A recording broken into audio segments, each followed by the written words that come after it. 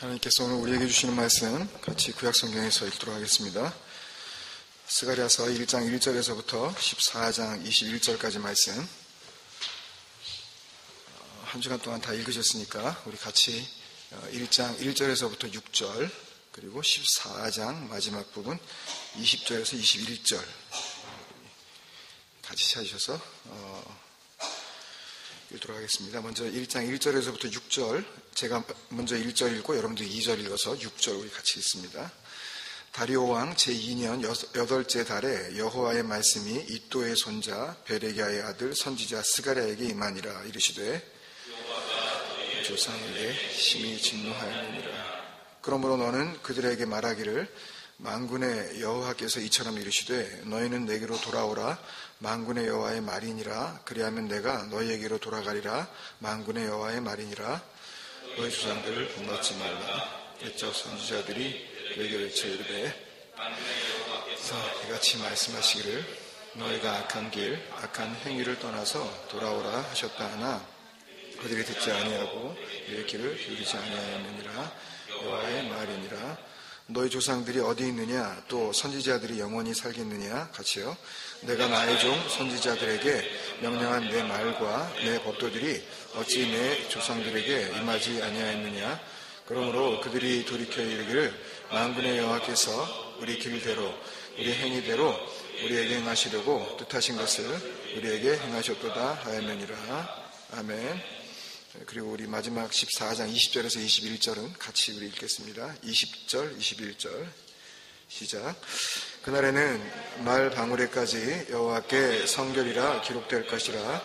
여호와의 전에 있는 모든 소치 대단합 주발과 다름이 없을 것이니 예루살렘과 유다의 모든 솥이 만군의 여호와의 성물이 될 것인즉 제사 드리는 자가 와서 이 솥을 가져다가 스스로 고기를 쌓느니라. 그날에는 만군의 여호와의 전에 가나안 사람이 다시 있지 아니하리라. 아멘. 우리 같이 인사 나누실까요? 주님의 이름으로 사랑합니다. 주님의 이름으로 사랑합니다. 한 주간 동안 잘 지내셨습니까? 걱정해 주셔서 이렇게 함께 자리할 수 있게 돼서 하나님께 영광을 올려드립니다. 에덴에서 반복까지 35번째 시간입니다. 구약 성경 38번째 책이죠.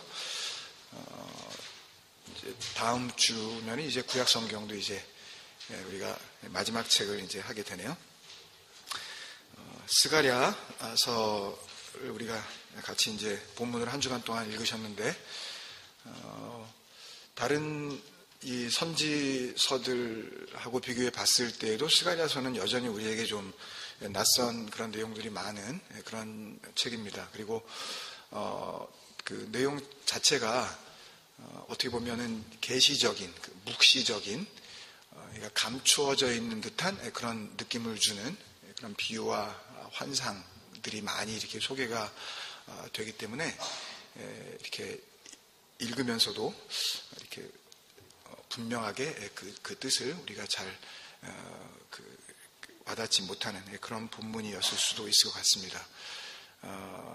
그렇지만 사실 지난주 이 학개서를 통해서 이미 하나님께서 주신 그 말씀, 그리고 또 이 스가랴서가 주시는 그 말씀이 연결이 되어 있기 때문에 여러분들이 사실 차분히 이 말씀을 대하면 사실은 그 말씀 안에 담겨져 있는 하나님의 그 진짜 마음, 그 진리를 다 깨달아 아실 수가 있습니다.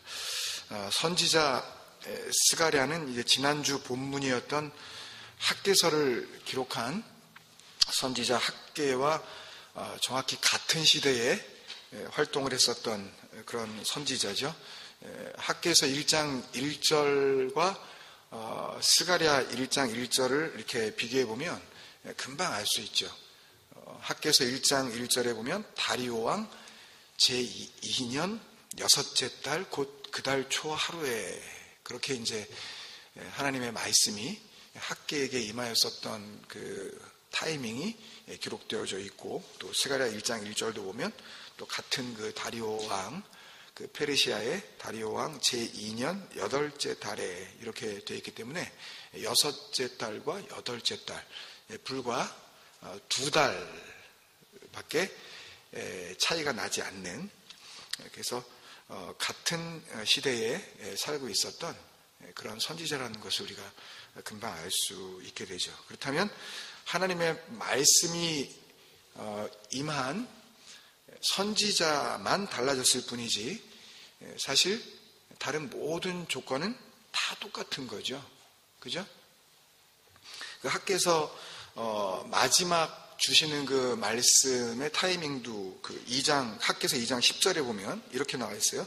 다리오 왕 제2년 9째 달 24일에 이렇게 되어 있는데, 불과 이 학개는 뭐 한 4개월여 정도 하나님의 말씀을 들고 이제 사역을 했었던 그런 그 기간을 우리가 이제 금방 알 수가 있는데, 그때와 또 오늘 스가랴서가 시작될 때의 그 타이밍, 다리오 왕 제2년 8째 달과 이렇게 비교를 해보면 결국 시간적으로 이 학개서와 스가랴서는 완전히 맞물려 있는, 그렇게 하나님 앞에 기록된 책이라는 것을 우리가 금방 알 수가 있습니다. 그러니까 책은 따로따로 이렇게 다른 책으로 기록이 되어졌죠. 학개서와 스가랴서 이렇게 나뉘어서 기록되었지만 말씀하시는 이는 한 분이시죠. 그죠? 같은 하나님, 그죠? 같은 하나님께서 말씀하셨고 또 그 말씀을 들어야 하는 이들, 그죠? 그들도 한 사람, 한 백성, 그죠? 1차적으로는 그때 그 사람들, 그리고 2차적으로 보면 이제 그때 그 사람들은 한 사람도 안 남아있죠, 이제요. 이제는 이 말씀을 이제 말씀으로 받아야 하는 오늘날의 그 백성들, 저와 여러분이 되는 거죠. 그래서 좀 어려운 말로 하면 화자와 청자, 그러니까 스피커와 리스너가 같은 거예요. 뭐가? 학개서와 스가랴서는. 근데 사실 그렇게 보면 성경의 모든 책이 다 그렇죠. 학개서와 스가랴서만 그런 줄 알았는데 그러고 보니까 다 똑같네. 그죠? 그런 걸 알 수 있어요. 근데 학개서와 스가랴서의 그 특징은 거기에다가 시대적으로도 같은, 역사적 시간대가 같았기 때문에 이 학개서와 스가랴서가 지금 처해 있는, 그 놓여 있는 그 시대적인 상황이 완전히 같은 거죠. 그래서 지난주에 학개서가 쓰여진 그 시대적인 배경을 어느 정도 우리가 이제 아직은 기억을 하시죠. 아직은 이게 한두 달 지나면 이게 싹 이제 깨끗해지는데 새로운 걸 이제 받아들이시려고, 그죠? 근데 어느 정도 기억이 있으실 거예요. 그러니까 사회적으로나 신앙적으로 얼마나 그들이 혼란스럽고 뭐 불완전한 그런 불안한 상태였는지 우리가 이해할 수가 있죠. 각 사람들이 다들 한 70여 년 이상을, 적어도 한 두세 대 가까이를 외국에 살다가 이제 한 5만여 명이 이렇게 돌아와서 자기 땅이라고 이렇게 돌아오긴 돌아왔는데 그 중에 상당수는 처음 그 땅을 본 사람도 있었을 거 아니에요. 여기에 살면서 여기서 태어나서 말은 또 생기기는 하여튼 다 한국 사람처럼 그래도 난생 처음 한국 가는 그런 우리 2세들도 있으니까 70년 만에 돌아간다 그러면은 그거는 또 더더욱 그럴 거 아니에요. 그죠? 그래서 어떻게 여기서 살아야 할지, 완전히 살던 데하고 다른 이런 땅에서, 그리고 도대체 하나님을 어떻게 섬기는 건지, 어떻게 섬기는 게, 어떻게 믿는 게 맞는 건지, 그러니까 살아가는 어떤 생계의 문제에 있어서나 하나님을 믿는 신앙의 문제에 있어서도 완전히 갈팡질팡해 있는 그런 상태. 그러니까 그런 상태였다는 거죠. 그러니까 학개서가 그럴 때의 말씀이니까 스가랴서도 어떻게 해요? 똑같은 조건 하에서 주어지신 말씀이란 말이에요. 그죠?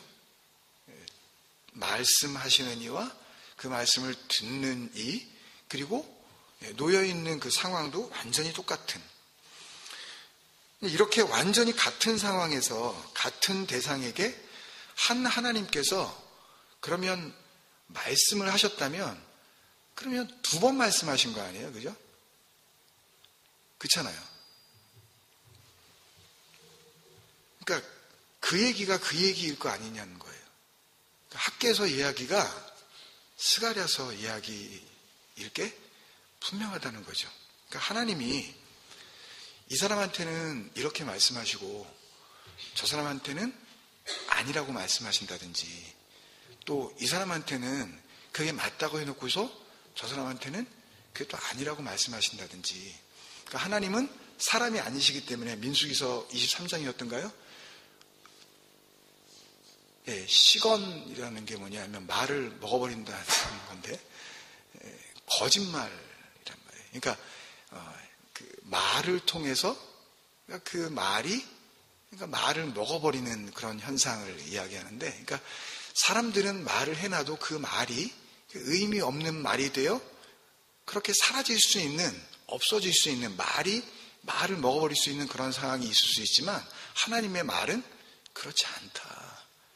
그래서 하나님께서 말씀하신 것은 거짓말이 아니고 하나님은 후회하지 않으신다. 그러니까 말씀해 놓으시고 내가 왜 그렇게 말했을까, 이렇게 안 하신다는 그런 뜻이란 말이에요. 그러니까 하나님은 언제나 진리 가운데 거하시면서 그 말씀은 언제나 진리로만, 그 단 하나의 진리로만 주시는 말씀이기 때문에 학개서에서 주신 말씀도 진리의 말씀이고, 그 다음에 스가랴에게 주신 말씀도 진리의 말씀인데, 말씀하시는 이와 듣는 이가 같고 주어진 상황이 같으니 같은 말씀을 주셨다는 거죠.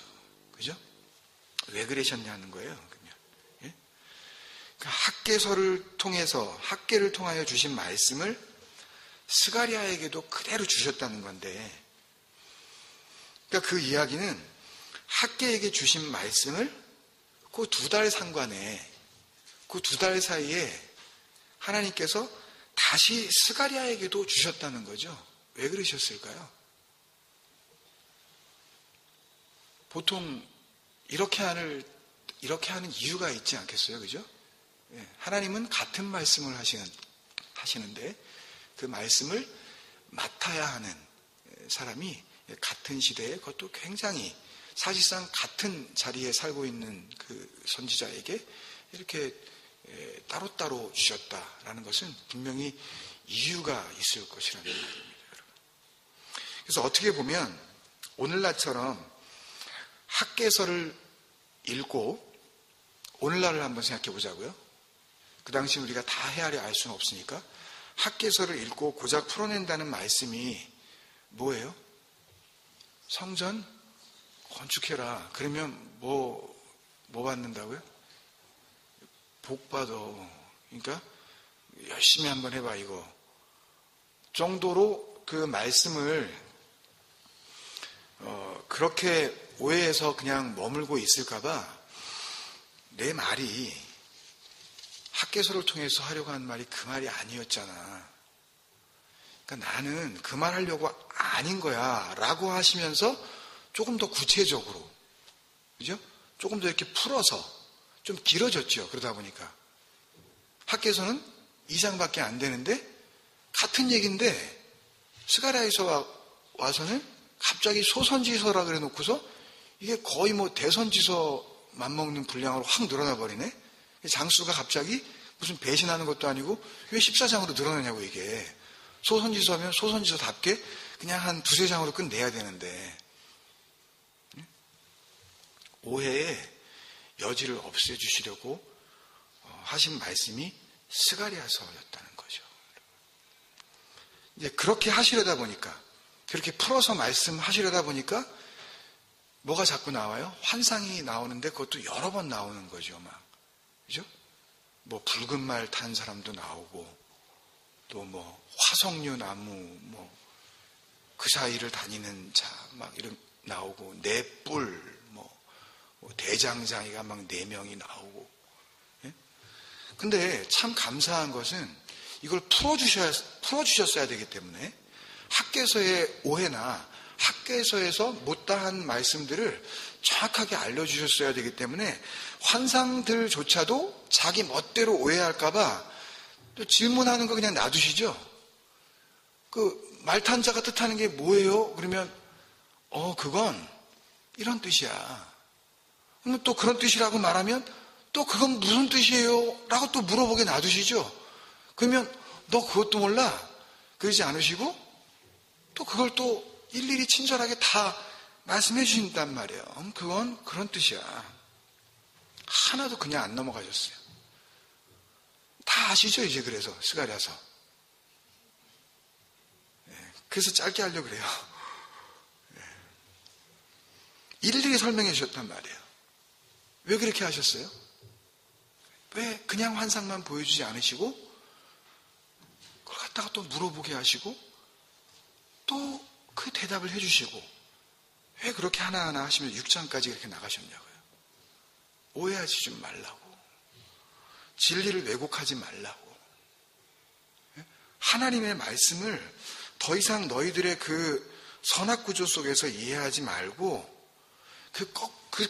말씀의 그 껍데기만 자꾸만 핥아먹으려고 그러지 말고 그 말씀의 알맹이, 그 내용, 그 진리가 뭔지 좀 알고 그 진리 그대로 좀 받아들이라고.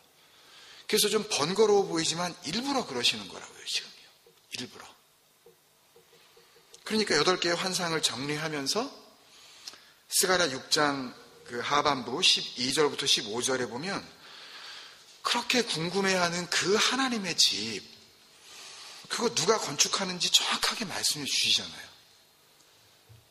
그 따로 말씀드리지 않을게요. 읽어보시면 금방 나오는 내용이니까. 그래서 그 건축은 그건 니네들이 할 수 있는 게 아니라고 분명히 말씀하고 계시는 거예요. 그러면 학개서가 기록될 때부터 현실적인 문제였었던 그 완공되지 못한 성전,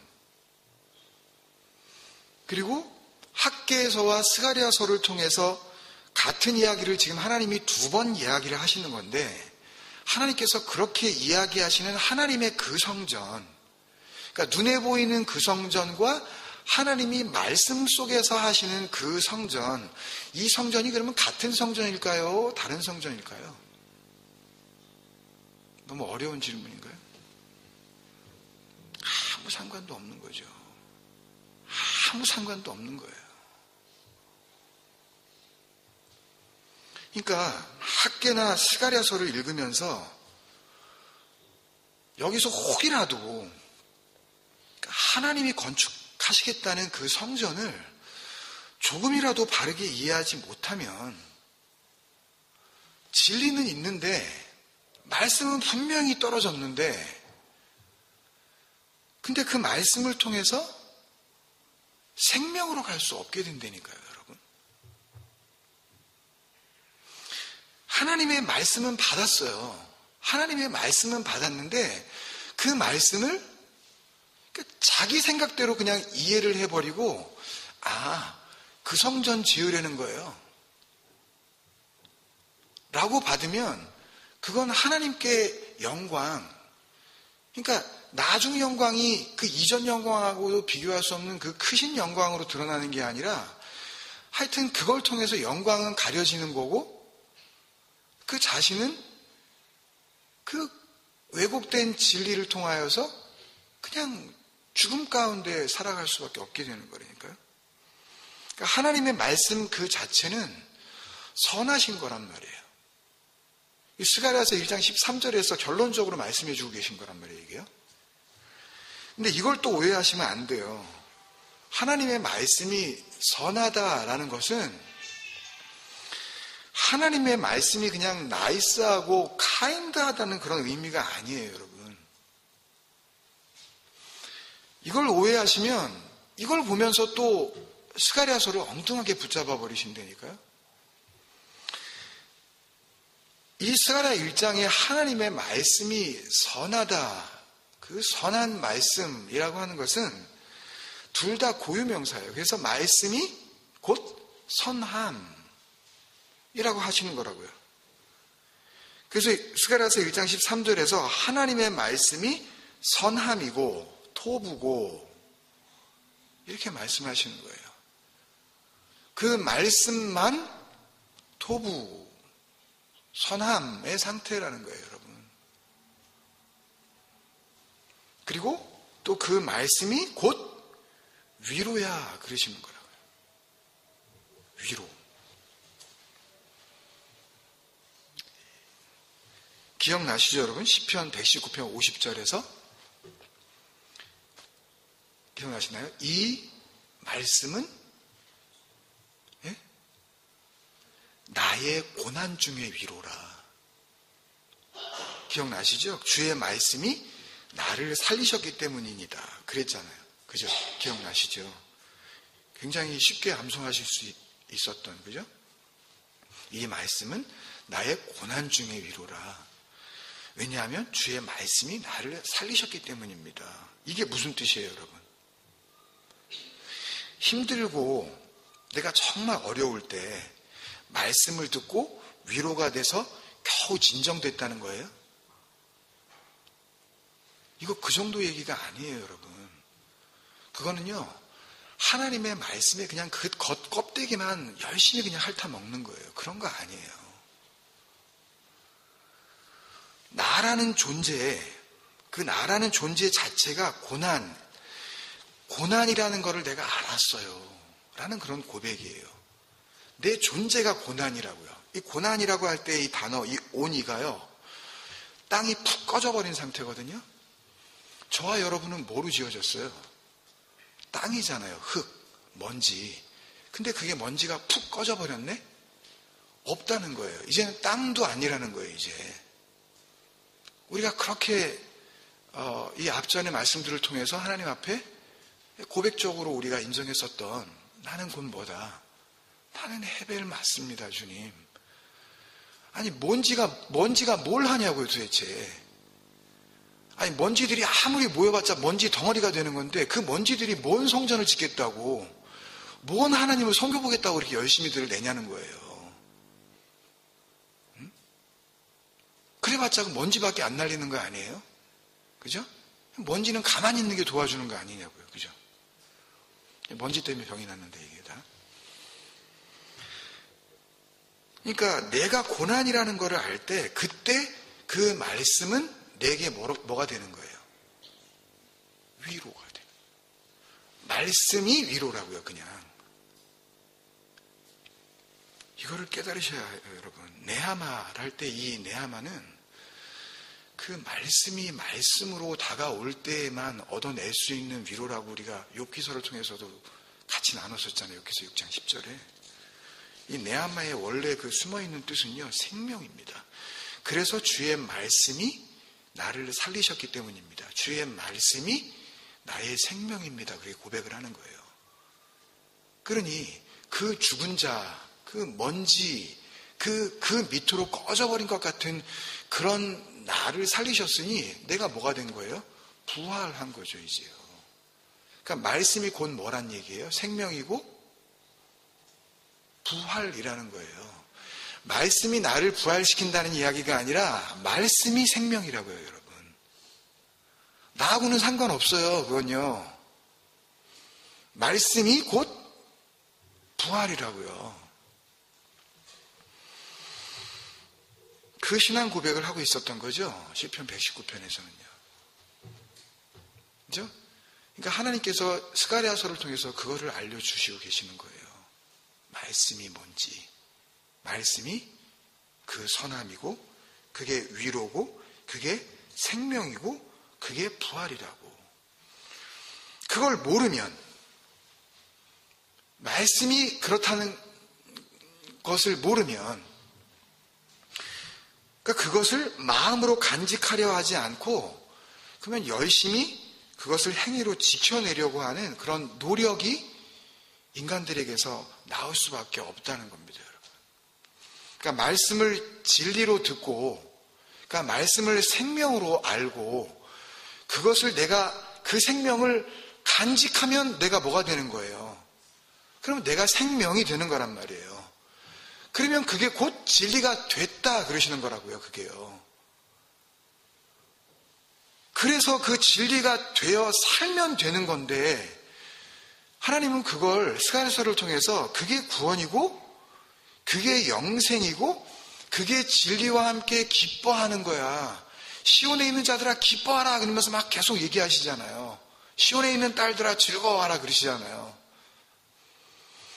그리고 또 그렇게 진리와 하나가 된 상태를 신약에 와서 예수님은 교회, 에클레시아라고 그렇게 말씀하시는 거고 그거를 깨달아 알아먹은 사도들은 바울부터 해서 베드로, 요한, 야고보 모두들 그게 바로 성전이야. 진리가 거하시는 그 그리스도가 거하시는 진리의 영이 거하시는 그게 거룩한 나라야. 그렇게 설명을 해줄 수 있었던 거란 말이죠. 뭐가 뭔지 알게 되니까 말씀이 곧 생명인지 알게 되니까. 그러니까 우리가 뭐 까무러쳤다가 이렇게 숨 넘어갔다가 다시 일어나는 게 자꾸 부활이라고 생각을 하시는데 그거는 부활이 아니라니까요, 여러분. 그런 일들은 귀신도 할 수가 있는 일들이에요. 그런 걸로 자꾸만 우리가 미혹당하면 안 돼요. 그래서 조금 더 사는 게 도대체 우리에게 무슨 유익이 되는데요. 그래서 히스기야가 더 산 그 15년이 그 15년을 통하여서 히스기야는 도대체 그 15년을 어떻게 하나님 앞에 살아가게 되었는데요. 아니 내 코로 숨 몇 년 더 쉬는 것이 도대체 무슨 의미가 있다고요, 우리에게. 그 육적 호흡은 아무 의미가 없다니까요, 여러분. 우리가 이 땅에 살면서 진정한 영적 호흡, 이제 내가 정말 죽고 이제 내가 사는 것이 아니라 그리스도, 진리로 사는 것이다 라는 것을 말씀을 통하여서 우리가 깨닫지 못하면 교회를 열심히 다니고 말씀을 아무리 보더라도 그것은 우리를 살리지 못한다니까요, 여러분. 그러니까 하나님의 말씀이 계속해서 내 귀에 들려져야 하는 내 몸 밖에 있는 소리로서만 그냥 존재하면 하나님께서는 그걸 악한 길이라 그러시는 거고 그게 악한 행위야. 그렇게 말씀을 하시는 거예요. 그러면 우리는 그게 되는 겁니다, 여러분. 그 악한 길이 되는 거예요. 그 악한 행위가 되어버린다고, 우리 자체가.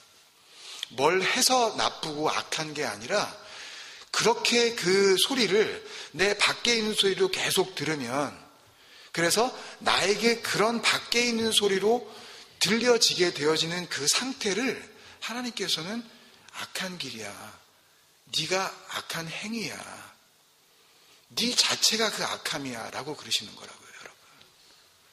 그래서 오늘 같이 읽은 그 본문 1장 6절까지의 말씀을 보면 하나님의 말씀이 임했단 말이에요. 너네 조상들, 그 조상들이 그 말씀 들었다고 하나님께서 강조 자꾸 하신단 말이에요. 다시 말하면 이 1장 6절까지의 이 말씀은 사실은 스가랴서의 결론이기도 해요. 아예 그냥 시작부터 학개서를 혹시 오해하고 또 잘못 이해했을까봐 그냥 결론부터 그냥 던지시는 말씀이라고요, 사실은요. 그러니까 그런 식으로 듣는 건 듣지 않는 거고 귀 기울이지 않는 거야. 그렇게 말씀하시는 거예요. 4절에. 그게 안 듣는 거야. 왜 안 들었겠어요, 여러분? 오늘날도 그 말씀 여기다 메고 댕긴다니까요, 여러분. 그 말씀 기록해가지고 여기다가 박스 만들어서 묶고 댕긴다니까요, 우스꽝스럽게요. 지금도요. 그 말씀 외운다고. 근데 하나님은 그거 아니야. 그렇게 하는 거 아니야. 네 밖에 있는 말씀으로 자꾸 듣겠다고 하는 건 그게 죽음이야. 그게 사망이야. 그게 멸망이야. 그게 악함이야.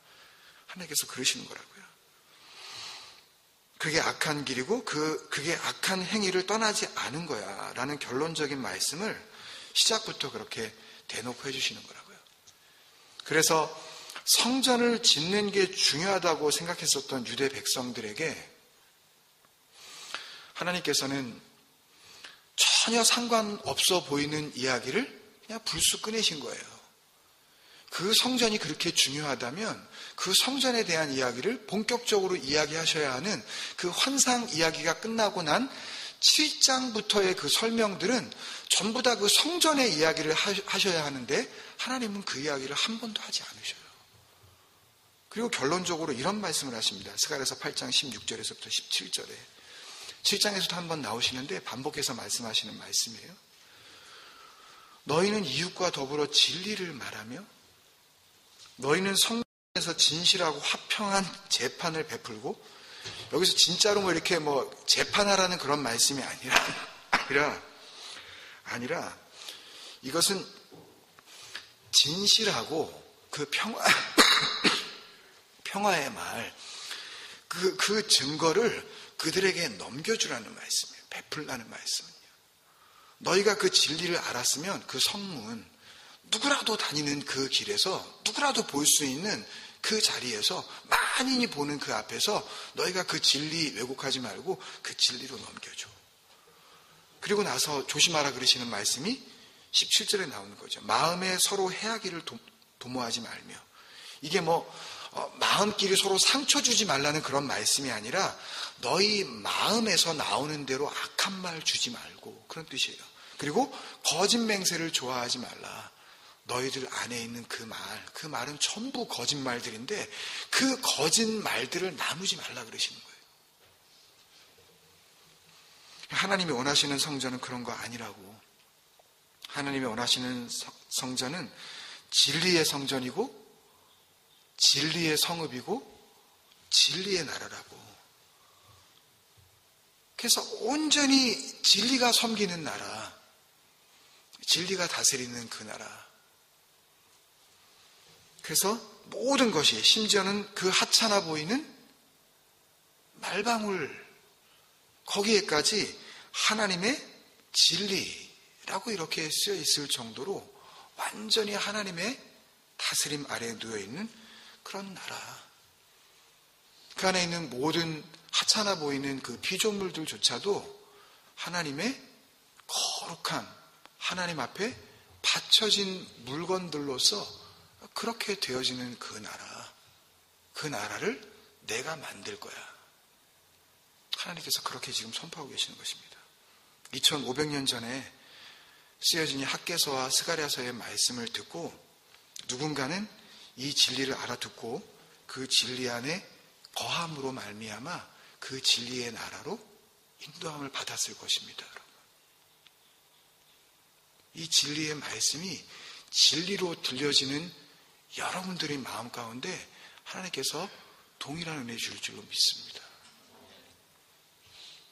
우리에게 주어주시는 어떤 말씀도 내 귀로, 내 눈으로, 내 두 마음으로 그렇게 그 말을 받아들이지 아니하고 하나님께서 주시는 그 마음, 그 눈, 그 귀로 그 진리의 말씀을 진리대로 받아들임으로 말미암아 이 땅 가운데에서는 진리와 함께 기뻐하고 하나님께서 부르실 때에는 담대하게 그 보좌 앞에 나아가 그 진리의 나라로 그렇게 함몰되어질 수 있는 우리 공동체가 되어지기를 주님의 이름으로 간절히 축원드립니다. 여러분, 오늘 성찬 같이 나누는데요. 그런 의미에서 보면 성찬이 뭘까요, 여러분? 주님께서는 이 성찬을 나누시기 전에 그렇게 고백하시면서 이 성찬을 준비하도록 하셨죠. 내 살은 참된 양식이요, 또 내 피는 참된 음료다. 그 참되다는 게 진리의 양식이라는 뜻이거든요. 여러분. 진리의 음료라는 거예요. 그러니까 그리스도를 너희가 그렇게 받아들이면, 진리로 받아들이면 이것이 너희들이 먹고 마시고 살아날 수 있는 그런 양식이 될 것이라고 해주신 거 아니겠어요, 여러분? 그렇다면 성찬에 참여하는 자들은 전부 다 그 믿음의 고백을 하는 하나님의 백성인 줄로 믿습니다. 그렇게 우리를 구원하셨고 또 그것을 알을 통하여 이제는 아는 것에 그치지 아니하고 그 진리가 내 안에 들어와 내가 살아갈 수 있는 능력으로 그렇게 존재할 수 있다라는 것을 고백하는 자, 그들이 함께 인정하는 그 예식이 바로 이 자리가 아니겠냐고요, 여러분. 이거 하나 먹고 안 먹는 게 도대체 무슨 의미가 있을까요? 이거 한번 안 먹는다고 무슨 큰일이 벌어질까요? 그렇지 않겠죠, 여러분.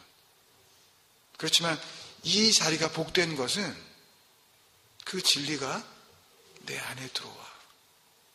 이제는 내가 되고 내가 진리가 되어 이 땅 가운데에서 이 비진리로 덮여있는 이 거짓된 세상 가운데에 하나님께서 그렇게 기다리고 기다리시는 그 진리의 백성 한 사람이 여기에 서 있습니다.